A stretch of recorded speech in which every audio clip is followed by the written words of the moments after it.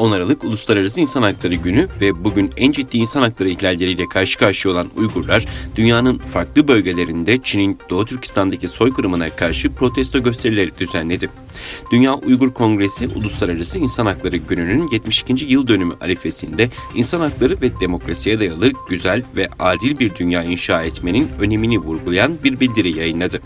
Uluslararası basında çıkan haberlere göre Doğu Türkistan Milli Uyanış Hareketi'nin çağrısıyla Cenevre, New York, Washington, San Francisco ve Toronto'da Çin karşıtı gösteriler düzenlendi. Öte yandan Japonya ve Türkiye'de de Uluslararası İnsan Hakları Günü dolayısıyla basın açıklaması ve protesto gösterileri yapıldı.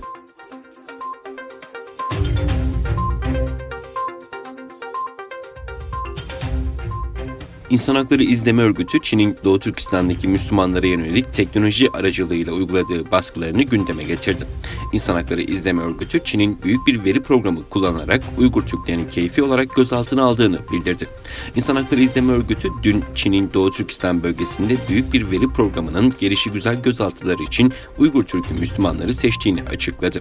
Örgüt, Doğu Türkistan'ın Aksu vilayetinden 2000'den fazla tutuklunun listesine ulaşarak yaptığı açıklamada, Entegre Ortak Operasyonlar Platformu adlı büyük bir veri programının söz konusu listedeki kişileri hedef aldığını ve yetkililerin bu kişileri daha sonra siyasi eğitim kamplarına gönderdiğini açıkladı. Çin araştırmacısı Maya Wang'ın görüşüne yer verilen açıklamada Çin hükümeti listedekilerin ailelerine bir cevap borçlu. Neden gözaltındalar ve şimdi neredeler dedi.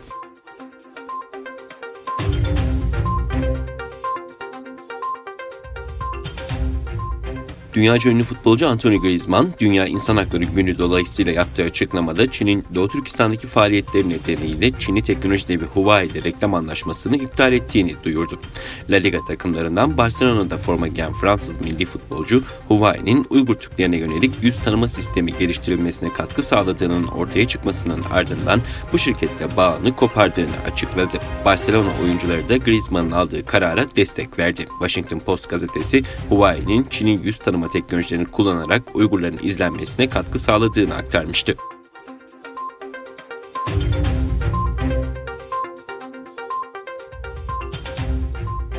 Amerika Birleşik Devletleri'ndeki Açık Toplum Üniversite Ağı, Aralık 2017'den beri kayıp olan Uygur folkloristi Dr. Rahile Davut'u beşeri bilimler alanında Fahri Profesör unvanıyla ödüllendirdi.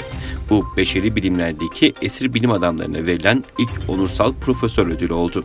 Rahile Davut kısa süre önce Integrated Research Organization tarafından Açık Toplum Üniversite Ağı direktörü yaptığı açıklamada Rahile Davut, Uygur kültürü ve araştırmasında uluslararası alanda önde gelen bir figür olarak tanındı. Bölgenin folkloru ve gelenekleri üzerine çalışma konusunda bir genç nesil yetiştirdi ve önemli çalışmaları olan sarsılmaz bağlılığı dünya toplumunun Uygur kültürünün değerli kaynaklarını tanıması için bir köprü haline geldi ifadelerini kullandı.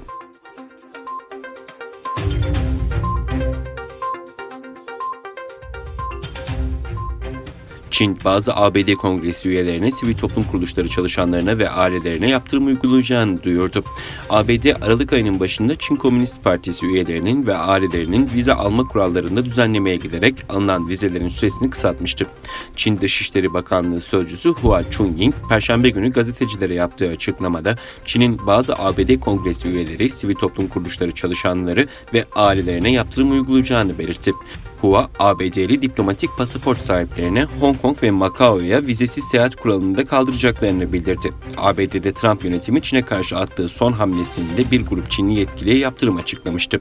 Buna göre ABD, Hong Kong'a müdahale edildiği gerekçesiyle Çin Ulusal Kongresi üyesi 14 Çinliye yaptırım uygulayacak. Yaptırımlar kapsamında 14 Çinli yetkilinin ABD'deki finansal varlıklarının dondurulması ve seyahat kısıtlamaları uygulanması öngörülüyor.